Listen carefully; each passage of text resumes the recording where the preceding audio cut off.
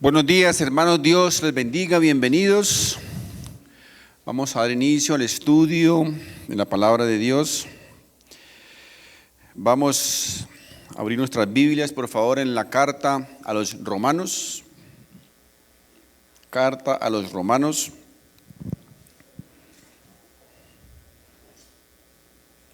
Indudablemente la carta a los Romanos es la columna vertebral del Evangelio.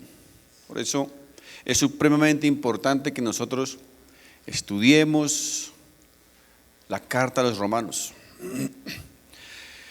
Vamos a estudiar en esta mañana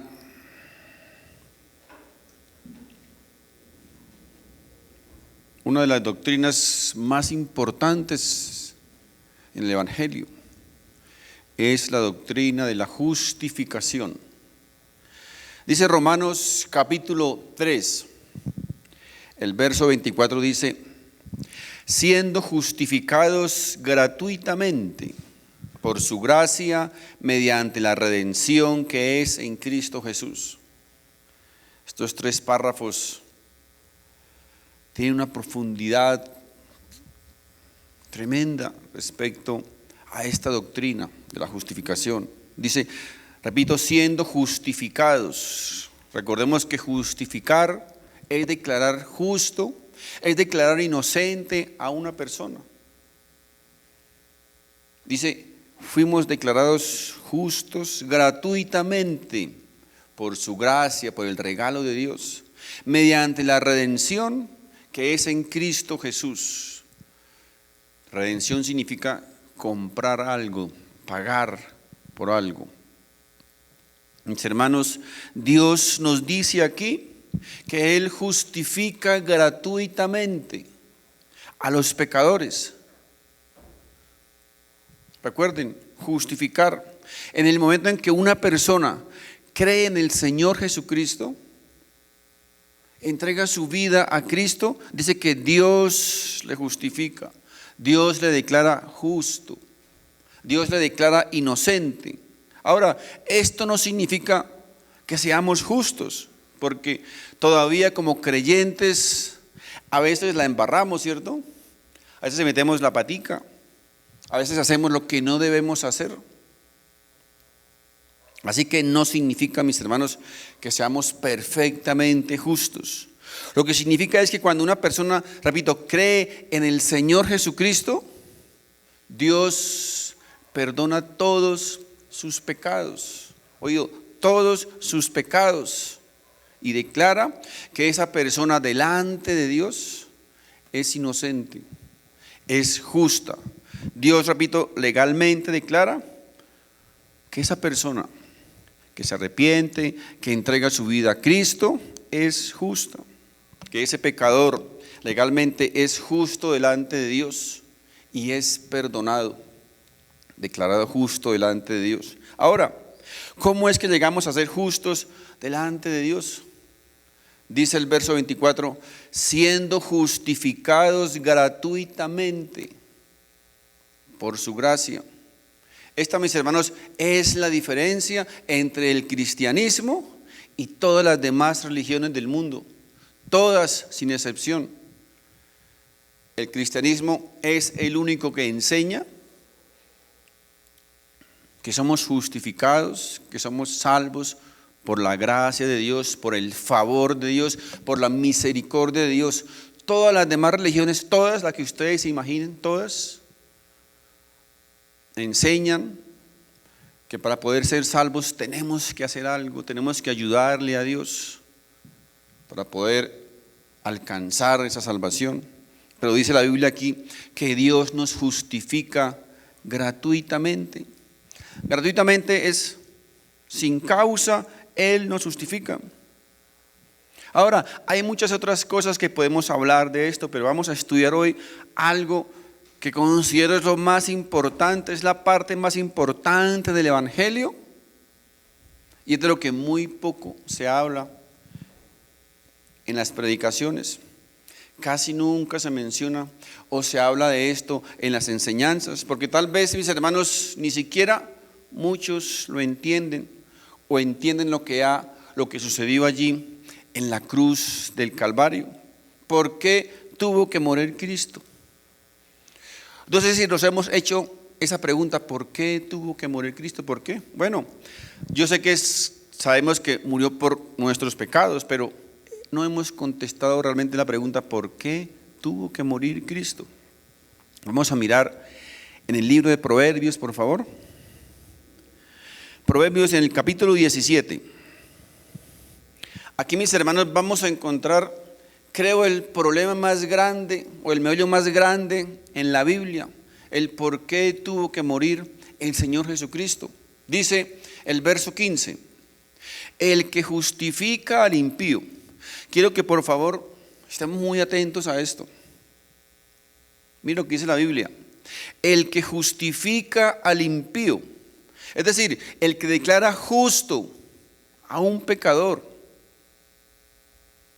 y el que condena al justo, ambos son igualmente abominación a Jehová. ¿Se dan cuenta, mis hermanos, el problema aquí? El que declara justo a un pecador y el que condena a un justo, ambos son igualmente abominación delante de Dios.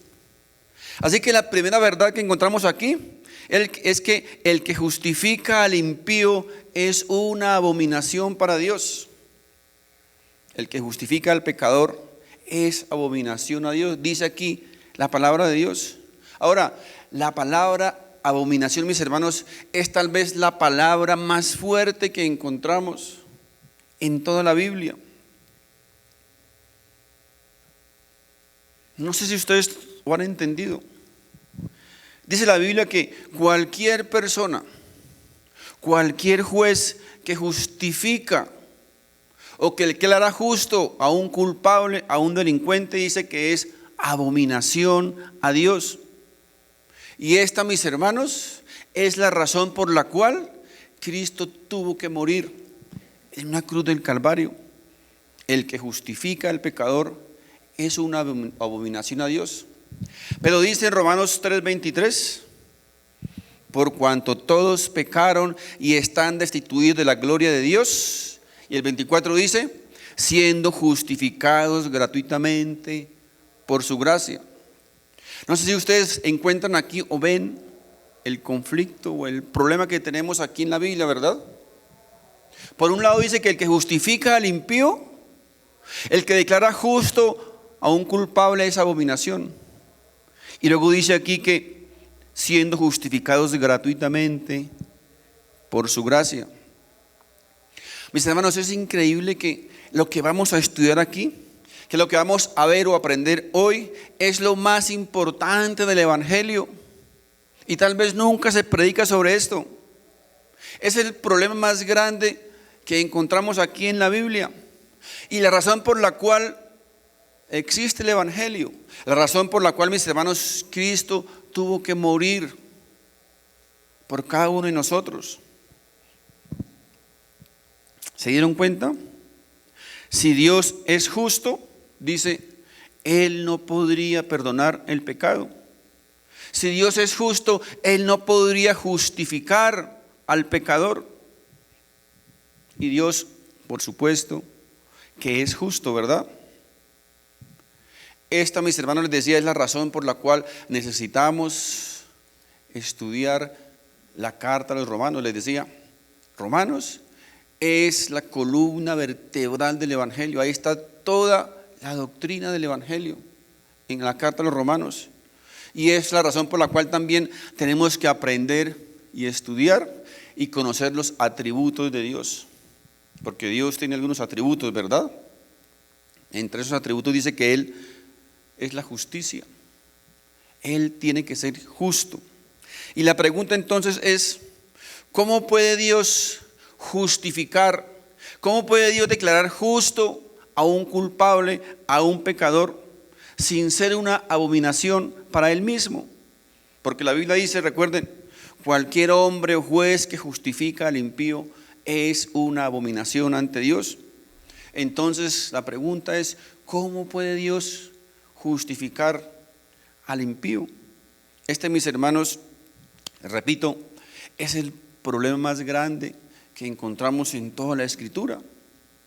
Veamos un ejemplo. Supongamos que un asesino entra a su casa. Usted está por fuera y cuando usted llega encuentra al asesino allí manchado de sangre y su familia toda muerta, asesinada por este individuo. Usted captura a ese asesino y lo entrega a las autoridades. Pero resulta que el día del juicio, este hombre le dice al juez: señor juez, perdóname. Yo sé que usted tiene un buen corazón. Yo nunca he hecho esto, es la primera vez que lo hago. Le ruego que me perdone. Y entonces el juez, como es un hombre de buen corazón, es un hombre que ama a Dios y destila amor en su corazón, dice: está bien, yo soy un buen hombre, yo te perdono y te absuelvo de todo delito. ¿Qué pensaría usted de ese juez? ¿Se quedaría callado? ¿Se quedaría quieto? Mis hermanos, ¿vamos a aceptar esa injusticia? Yo sé que no, ¿verdad? Vamos a acudir a todos los medios, programas de televisión, denúncielo, Séptimo Día, etcétera, etcétera, para que esa injusticia no se cometa. Porque ese juez que ha sido nombrado para aplicar justicia no está haciendo su trabajo, ¿verdad? Desafortunadamente, en el mundo, en nuestro país, muchos jueces no están cumpliendo su labor. La labor de un juez, repito, es aplicar justicia. Entonces, mis hermanos, ese juez está siendo injusto, ¿verdad? Porque debería hacer su trabajo. Entonces la pregunta es: ¿cómo puede entonces Dios justificar al impío? Dios, mis hermanos, ¿es justo o tiene que ser justo y a la vez tiene que ser perdonador? Pero ¿cómo puede hacer esto, mis hermanos? Pues esta, mis hermanos, repito, es la razón del Evangelio. Este es el Evangelio. El problema, les decía, más grande en todo el Evangelio. El hombre ha pecado, el hombre es culpable, el hombre debe pagar eternamente. Pero Dios tiene que hacer justicia, porque Dios es un Dios justo. Su propia justicia, la justicia de Dios, mis hermanos, demanda, exige que el pecador debe morir, que el pecador debe pagar. Pero al mismo tiempo, repito, Dios va a perdonar. ¿Cómo puede Dios simplemente pasar por alto el pecado? Él no puede hacerlo. Dios no puede violar su propia ley. No puede hacerlo, ¿verdad? Ahora, antes que sepamos la verdad sobre esto, es necesario hablar de otro tema importante que también, mis hermanos, muy poquito o casi nunca escuchamos mencionar, y es el aborrecimiento o la ira de Dios. El aborrecimiento y la ira de Dios. Mis hermanos, a través de toda la Escritura, la Biblia habla del aborrecimiento y la ira de Dios. ¿Han escuchado ustedes una expresión como Dios ama al pecador, pero aborrece el pecado? Yo sé que sí, ¿verdad? Muchas veces lo hemos escuchado en predicadores, en enseñanzas, en hermanos. Dios ama al pecador y aborrece el pecado. Pues mis hermanos, permítanme recordarles que eso no está en la Biblia. Eso no es un texto bíblico. No lo dijo el Señor Jesucristo, no lo dijo ningún apóstol, no lo dijo ningún escritor de la Biblia. Lo dijo un hombre que no es cristiano. Lo dijo un político hindú llamado Mahatma Gandhi. No era cristiano, no cree en Dios, no estudia la Biblia. Y esa expresión la dijo él y la hemos muchos la hemos acogido como una palabra de Dios. Ahora, miremos qué sí dice la Biblia. Salmo capítulo 5, verso 5. Dice lo siguiente: los insensatos no estarán delante de tus ojos. ¿Amas a todos los que hacen iniquidad? Dice así. Aborreces a todos los que hacen iniquidad. Algo contrario a lo que dijo Mahatma Gandhi, ¿cierto? Aborreces a todos los que hacen iniquidad. Dice que Dios aborrece la iniquidad. No, Dios, aquí dice que Dios aborrece la iniquidad. Dice que Dios aborrece a todo el que hace iniquidad. ¿Quiénes son los que hacen iniquidad? Los pecadores, ¿verdad? Todos los que pecamos contra Dios. El pecado es iniquidad. Ahora, yo sé que usted va a decir, pero pastor, la Biblia dice en Juan 3:16 que de tal manera amó Dios al mundo. Sí, la Biblia dice eso, mis hermanos, pero también está el Salmo 5:5. No podemos escoger un versículo y rechazar otro. No podemos enseñar una sola parte de la Biblia y la otra no, porque ambas cosas están en la Biblia. Mis hermanos, es verdad, Dios ama al mundo, pero también es verdad el aborrecimiento y la ira de Dios contra el pecador. Ahora, ¿cómo resolver esta aparente contradicción? Mis hermanos, Dios ama al pecador en el sentido de que si él se arrepiente, Dios le perdona y le lleva al cielo.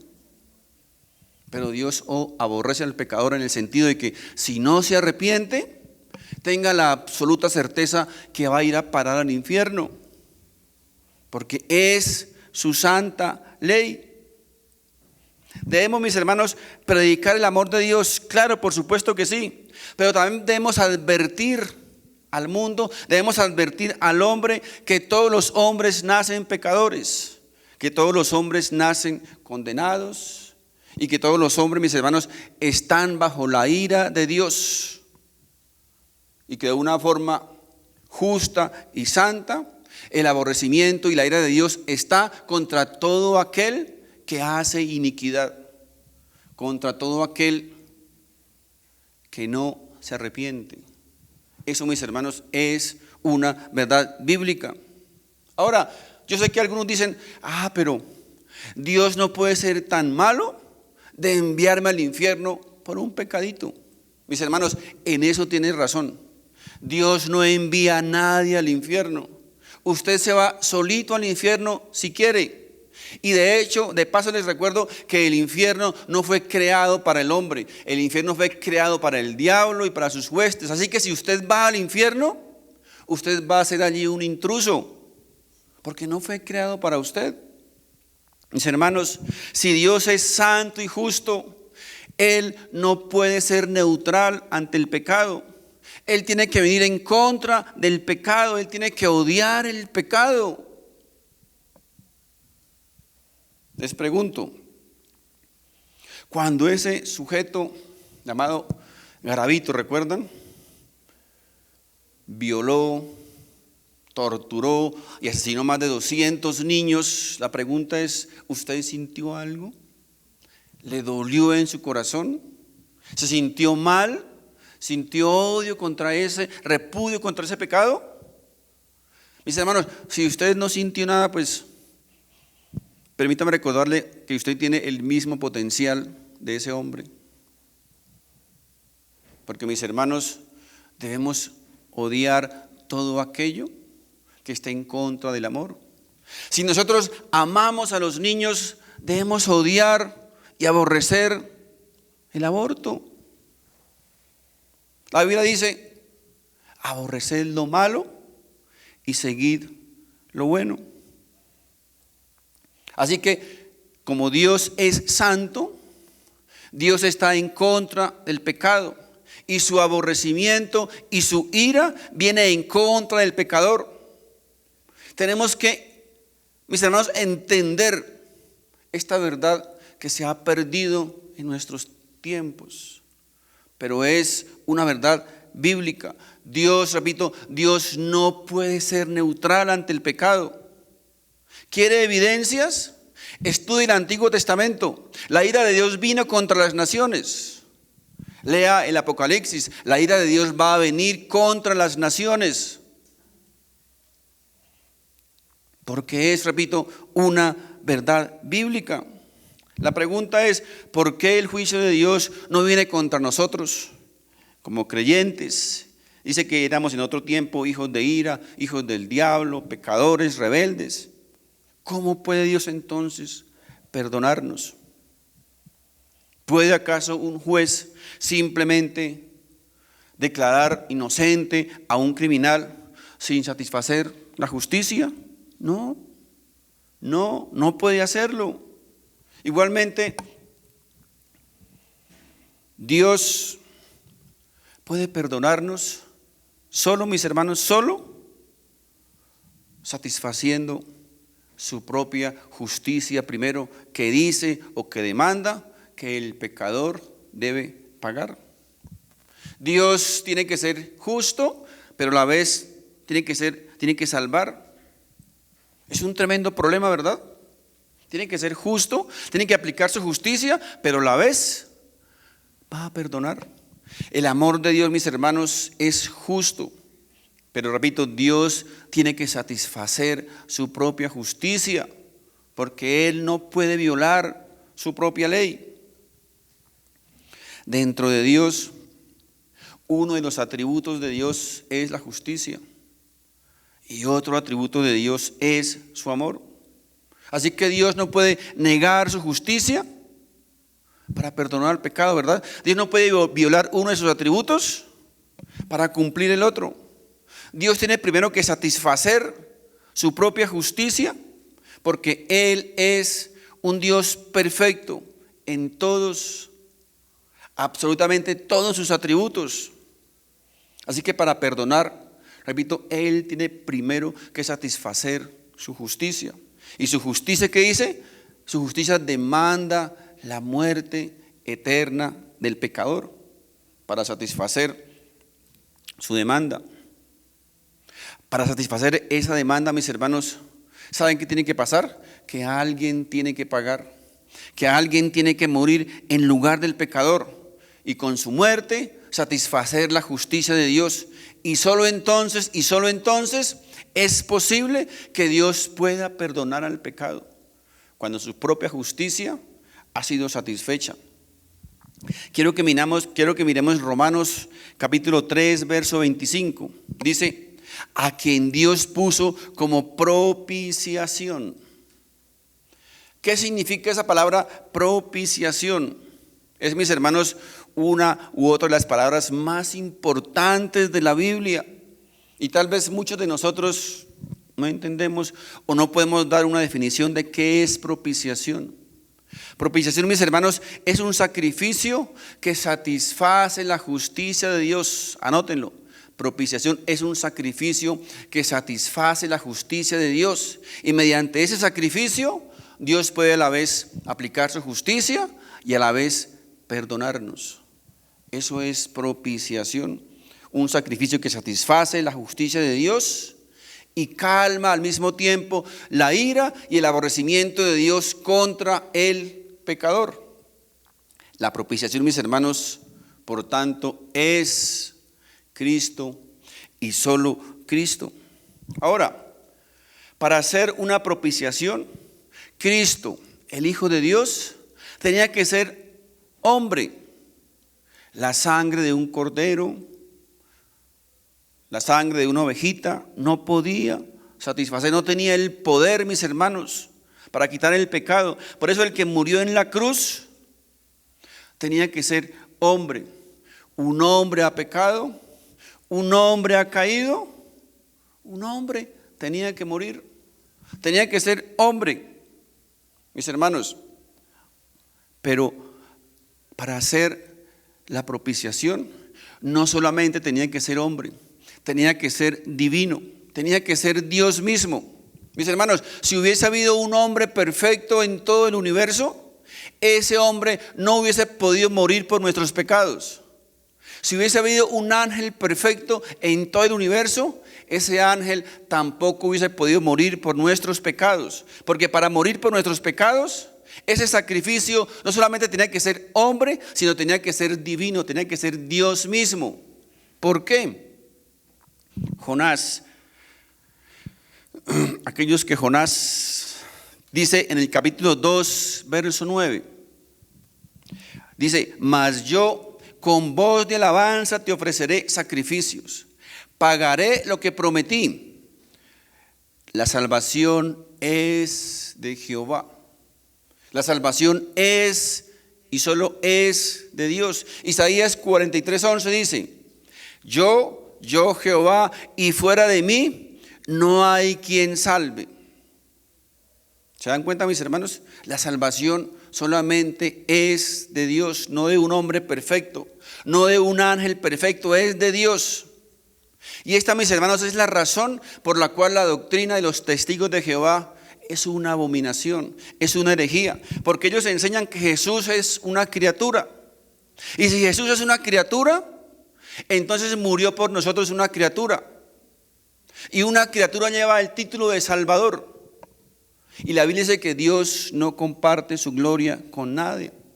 Además, estaríamos adorando a una criatura como Salvador. Y eso, mis hermanos, es una blasfemia, es una herejía. Así que el que murió por nosotros no solamente tenía que ser hombre, sino tenía que ser Dios mismo, tenía que ser divino.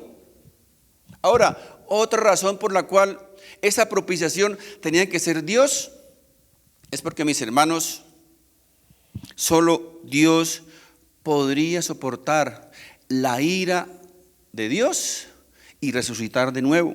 Y la Biblia dice que las montañas se derriten ante la ira de Dios, que los ríos y los mares se secan ante la ira de Dios. ¿Quién, mis hermanos, podría soportar la ira de Dios y permanecer en pie todavía? Dice Isaías capítulo 53, verso 10. Dice: con todo eso, Jehová quiso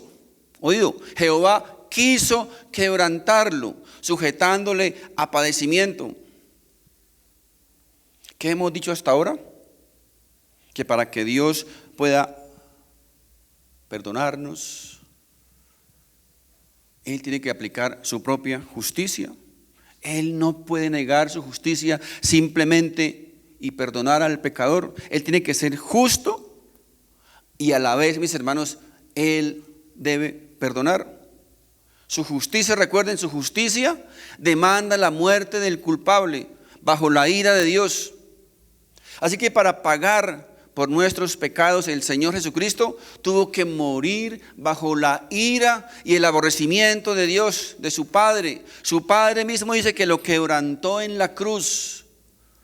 Él, su mismo Padre, lo entregó, lo quebrantó en la cruz para cumplir su propia justicia. Ahora, si leemos en Mateo, encontramos que Cristo clamó en la cruz diciendo: Dios mío, ¿por qué me has desamparado?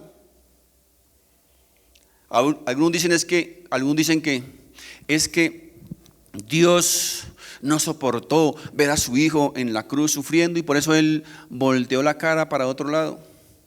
Pero, mis hermanos, eso no es lo que dice el Señor. Él dice que su Padre lo abandonó, que su Padre le desamparó. ¿Por qué, mis hermanos? ¿Por qué? Porque Dios es santo. Recuerden, Dios es santo y Dios no puede mirar el pecado. Y en la cruz, el Santísimo Hijo de Dios llevó en su humanidad el pecado de toda la humanidad, el pecado de todos nosotros, y llegó allí a ser pecado por causa de nosotros. Y su Padre, siendo santo, no podía mirar, no podía contemplar el pecado. Miren, Salmo 22.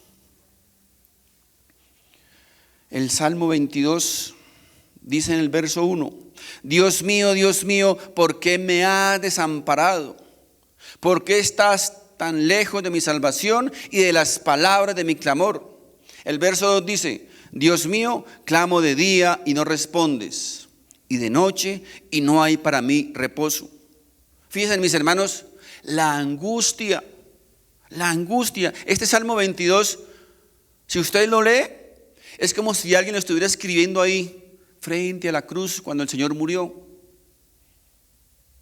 El verso 4 dice: en ti esperaron nuestros padres, esperaron y tú los libraste, clamaron a ti y fueron librados, confiaron en ti y no fueron avergonzados. Mis hermanos, pueden ver ustedes aquí el argumento del Señor. Dice, en toda la historia del pueblo judío, en toda su historia, siempre que alguien acudía a ti, Dios, tú le respondías, tú le ayudabas. Pero dice, yo veo aquí hoy tu propio hijo clavado en la cruz, imploro a ti y tú no respondes. Fíjense, mis hermanos, el clamor del Señor: clamo a ti y tú no me respondes. ¿Por qué? La respuesta, mis hermanos, está en el verso 3. Dice, pero tú eres santo. Y el verso 6 dice, mas yo soy gusano y no hombre, oprobio de los hombres y despreciado del pueblo. Mis hermanos, el Santísimo Hijo de Dios llevó nuestro pecado y su propio Padre tuvo que desampararlo, tuvo que quebrantarlo por causa de nuestro pecado. Mi amigo, Dios está allá y nosotros estamos aquí. Hay un gran abismo entre los dos, una separación tremenda entre Dios y los hombres. Dios es santo, el hombre es pecador. La pregunta es, ¿cómo vamos a unir ese abismo? ¿Cómo vamos a reconciliarnos con Dios? Alguien, mis hermanos, alguien tenía que morir separado de Dios, separado de la presencia de Dios, desamparado por Dios. Dios es santo, repito, Dios es santo y el hombre es pecador, separado de la presencia de Dios. Es lo que enseña en la Biblia. Y Dios, para cerrar ese abismo, ¿saben qué hizo? Dios colocó una cruz ensangrentada, por la cual podemos caminar seguramente todos los hombres para acercarnos a Dios. Dios cerró ese abismo que había entre Dios y los hombres a través de la muerte de su propio Hijo en la cruz del Calvario. Gálatas 3:10 dice, porque todos los que dependen de las obras de la ley están bajo maldición. Pues escrito está, maldito todo el que no permaneciere en todas las cosas escritas en el libro de la ley para hacerlas. Mis hermanos, les recuerdo que cada hombre inconverso ha desobedecido la ley de Dios. Y nosotros también, antes de la conversión, antes de que Dios nos salvó, también lo hemos hecho. Así que todos los hombres, dice, todos los hombres estamos bajo una maldición. Y estar, mis hermanos, bajo una maldición de Dios, le aseguro que es lo más terrible que un hombre puede experimentar. Estar bajo la maldición de Dios. Miren, el verso 13 dice de Gálatas, Cristo nos redimió de la maldición de la ley, hecho por nosotros maldición, porque escrito está, maldito todo el que es colgado en un madero. Cristo nos redimió de la maldición de la ley. Es lo que dice la Biblia. La Biblia no dice que Dios nos redimió de todas las maldiciones, como enseñan muchos. Mis hermanos, todavía hay maldiciones vigentes en este mundo. Por eso nos morimos, por eso nos enfermamos, por eso nos desgastamos, por eso hay que trabajar duro, esforzarnos, ¿cierto? Es una maldición del pecado. Pero dice aquí que Dios nos redimió de la maldición de la ley. ¿Cuál es la maldición de la ley? Mis hermanos, pues la consecuencia de desobedecer la ley. ¿Cuál era? La condenación eterna, el infierno. Dios, dice la Biblia que Dios nos redimió de esa maldición, de la maldición de la ley. Si no entiende esto, no se preocupe. Yo sé que muchos de nosotros tampoco lo entendemos. Si lo entendiésemos, le aseguro que caeríamos de rodillas delante de Dios por este acontecimiento tan tremendo. Dios nos redimió de la maldición de la ley. ¿Cómo? Por medio de llegar a ser Él mismo maldición ante su propio Padre. Todo el pecado que nos iba a condenar por toda la eternidad en el infierno, el Señor Jesucristo la llevó en la cruz del Calvario. Y su Padre dice que su Padre lo miró y lo desamparó. Su propio Padre lo entregó.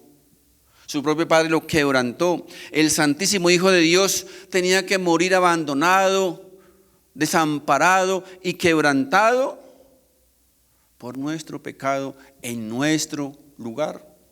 Ahora, encontramos en la Biblia que el Señor Jesucristo antes de la cruz lo encontramos allí en un lugar llamado Getsemaní, ¿recuerdan? Y allí en el huerto dice que lloró y rogó 3 veces al Padre diciendo: Padre, si es posible, pasa de mí esta copa. Pasa de mí esta copa. Dice que fue tanta su angustia, fue tanto su dolor emocional, que su cuerpo experimentó una condición que médicamente se llama hematidrosis, y es una condición en la que se rompen los vasos capilares por una alta presión de dolor emocional, y eso resulta en que comienza la persona a sudar sangre. Querido, es una función médica, es una condición médica lo que sucedió allí en el Getsemaní, el sudar sangre del Señor Jesucristo. ¿Por qué? Porque había un gran dolor emocional, había un sufrimiento interno. Ahora la pregunta es: ¿qué estaba ocasionando ese sufrimiento interno, ese dolor emocional del Señor Jesucristo? ¿Saben qué era? La copa. Dice: Señor, si es posible, pasa de mí esta copa. Ahora, hemos escuchado decir tal vez que la copa simbolizaba los clavos, la corona de espinas, los azotes, el sufrimiento que el Señor iba a experimentar antes de su muerte. Pero pregunto, ¿ustedes creen posible que los seguidores de Cristo tengan más coraje y sean más valientes que su líder, que su capitán? O sea, ¿sería más cobarde el Señor Jesucristo que sus seguidores? Porque sabemos que después de la ascensión de Cristo, muchos de esos seguidores también fueron crucificados, también murieron de una manera vil y dolorosa, y ellos, dice la Biblia, salían a morir cantando himnos y alabando a Dios. Es más, se dice que muchos de esos seguidores fueron prendidos vivos para alumbrar las ciudades, y en medio de su dolor y sufrimiento seguían cantando himnos y adorando a Dios. De hecho, más de 50 millones de creyentes hasta el día de hoy han entregado su vida, han muerto de manera violenta por su fe en el Señor Jesucristo. Ahora, podríamos entonces decir que mientras estos seguidores de Cristo enfrentaban la muerte de una manera valiente y vigorosa, su capitán está allí chillando en un jardín por unos clavos o una corona. Mis hermanos, eso no puede ser cierto, ¿verdad? No puede ser verdad. ¿Saben qué causó la angustia del Señor Jesús? ¿Saben qué causó ese dolor emocional que hizo que sus vasos capilares se rompieran y saliera sangre de su interior? Mis hermanos, Jeremías capítulo 25. Jeremías capítulo 25, verso 15 y 16 dice: Porque así me dijo Jehová, Dios de Israel: Toma de mi mano la copa del vino de este furor y da a beber de él a todas las naciones a las cuales yo te envío. Y beberán y temblarán y enloquecerán a causa de la espada que yo envío entre ellas. Mis hermanos, ¿se dieron cuenta qué estaba dentro de esa copa? ¿Qué había dentro de esa copa que el Señor tenía que beber? ¿Saben qué había? La ira y el aborrecimiento de Dios contra nosotros pecadores. Alguien, mis hermanos, tenía que morir bajo la ira y el aborrecimiento de Dios, y de esa manera apaciguar el enojo y la ira de Dios contra el pecador. En Isaías 53:10 dice: Con todo esto Jehová quiso quebrantarlo, sujetándole a padecimiento. ¿Se dan cuenta, mis hermanos? Dios, su propio Padre, quiso quebrantarlo. Su propio Padre lo entregó. Su propio Padre lo hizo sufrir a su propio Hijo por causa de nuestro pecado. Mis hermanos, nosotros deberíamos morir bajo la ira de Dios por nuestro pecado y pagar en el infierno para siempre. Pero para perdonar el juez justo al pecador, mis hermanos, el Santísimo Hijo de Dios, repito, tuvo que morir bajo la ira de Dios, bajo el castigo de Dios por cada uno de nosotros, para salvarnos, para hacernos justos. Mis hermanos, mira lo que ha sucedido aquí. Mira lo que Dios ha hecho por cada uno de nosotros. Entregó a su propio Hijo, quebrantó a su propio Hijo, desamparó a su propio Hijo, hizo pasar a su propio Hijo por el más vil sufrimiento por cada uno de nosotros, para cerrar ese abismo que había entre Dios y los hombres. Y cuando Dios le resucitó de entre los muertos, estaba dando una señal al mundo entero que su sacrificio era suficiente, que su sacrificio era perfecto para pagar por todos los pecados del pueblo. Era suficiente, mis hermanos. Y ahora podemos ser justificados porque Cristo y su obra fueron perfectos.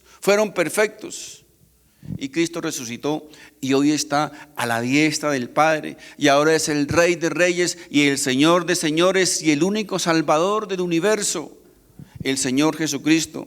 Mis hermanos, y para la gloria de Dios y la gloria de Jesús, Dios demanda que todos los hombres procedan al arrepentimiento y crean en el Evangelio, cueste lo que cueste. Cueste lo que cueste. Porque muchas veces somos o hemos tomado muy a la ligera lo que Cristo ha hecho por cada uno de nosotros. Y decimos sencillamente, si tú vas a Cristo, Él te va a ayudar. Mis hermanos, pero debemos venir a Cristo aunque no nos vaya a ayudar. A veces decimos, debes venir a Cristo porque Él te puede ayudar en tu economía. Mis hermanos, debemos venir a Cristo aunque no nos ayude en nuestra economía. Debemos venir a Cristo aunque muramos en pobreza. A veces decimos, debes venir a Cristo porque Él puede arreglar tu matrimonio. Mis hermanos, el matrimonio no es más importante que Cristo. A veces decimos, debes ir a Cristo porque Él va a arreglar tu vida. Mis hermanos, de hecho, Dios puede arreglar nuestra vida. De hecho, Dios ha arreglado mi vida y aún la está arreglando. Pero mis hermanos, debemos venir a Cristo aún sin eso. Porque Cristo, mis hermanos, es nuestro todo. Cristo es nuestro todo. Así que muchas veces la manera que hacemos o que tenemos para presentar a Cristo, eso deshonra a Dios. Hoy, mis hermanos, se ha predicado el Evangelio. Y la palabra de Dios dice, los que crean al Evangelio y se arrepientan, serán salvos. Y los que no crean y no se arrepientan, serán condenados. Dice la palabra de Dios. Dice el Evangelio. Quiero invitar por favor al grupo de alabanza. Mi amigo, la evidencia de que Dios te ha salvado es que tu vida debe comenzar a cambiar y seguirá cambiando hasta el final. Pero si tú dices que has recibido a Cristo como tu Salvador, pero tu vida no cambia, entonces permítame decirle que no creo que hayas recibido nada. Porque la palabra de Dios dice que si alguno está en Cristo, nueva criatura es. Si Dios ha hecho morada en la vida de un hombre, mis hermanos, esa morada de Dios se va a evidenciar con su testimonio, con su estilo de vida, con un cambio en su estilo de vida. Si eso no ocurre, mis hermanos, repito, no creo que haya sucedido nada en tu vida. Amén. Quiero invitarles, por favor, para que nos coloquemos de pie.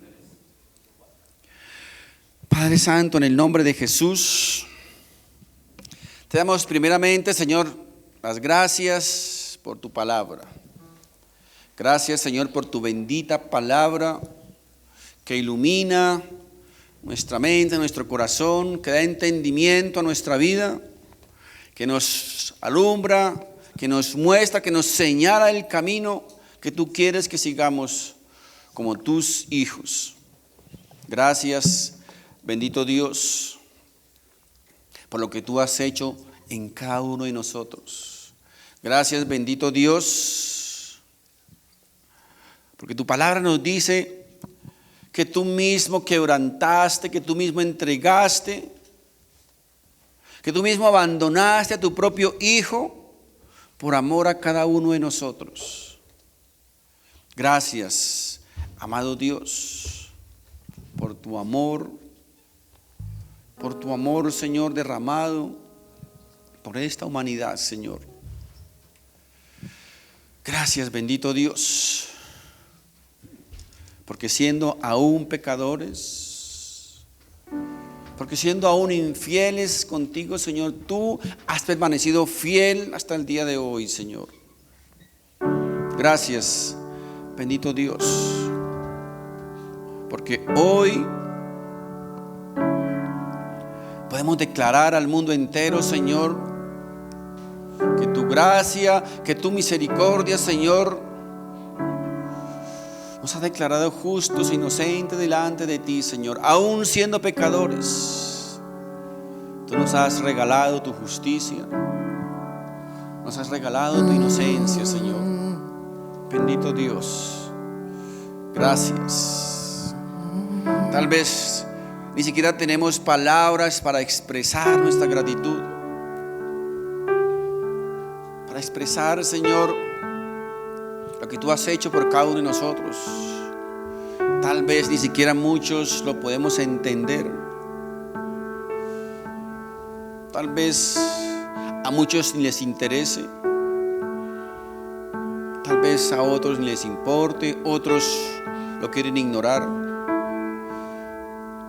Pero mis hermanos, esto que hemos estudiado hoy es la razón por la cual existe el Evangelio. Es la razón por la cual Cristo tuvo que morir. Es la razón por la cual Dios mismo se encarnó, bajó a este mundo, sufrió y sangró por cada uno de nosotros. Por eso no tenemos sino palabras de gratitud y decirte gracias, Rey. Gracias.